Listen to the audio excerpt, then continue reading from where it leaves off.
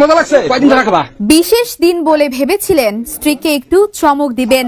Office থেকে কাজ শেষ করে হাতে ফুল, মুখে হাসি, দ্রুতই বাসার পথে ছুটলেন স্বামী। কিন্তু দরজা খুলতেই থমকে গেলেন। চোখের সামনে যা দেখলেন তা কোনো দুঃস্বপ্নের চেয়েও ভয়ঙ্কর। নিজের স্ত্রী অন্য এক পুরুষের সঙ্গে অন্তরঙ্গ অবস্থায়। রংপুরের পুকুরপাড় এলাকার 4 তলার মোড়ে ঘটে এমন চাঞ্চল্যকর ঘটনা। হতভাগা স্বামী বিশ্বাসই করতে পারছিলেন না, যাকে সারপ্রাইজ দিতে চেয়েছিলেন সেই স্ত্রী দিচ্ছেন তাকে জীবনের সবচেয়ে বড় আঘাত। এরপর আশেপাশের কয়েকজন বাসিন্দা হইচই শুনে ঘটনাস্থলে পৌঁছান। মুহূর্তেই মোবাইল বের করে তারা দৃশ্যটি ধারণ করেন। সেই ভিডিওই পরে ছড়িয়ে পড়ে সামাজিক যোগাযোগ মাধ্যমে। মুহূর্তেই ভাইরাল হয়ে যায়। শুরু হয় উত্তেজনা, আলোচনা আর তীব্র সমালোচনা।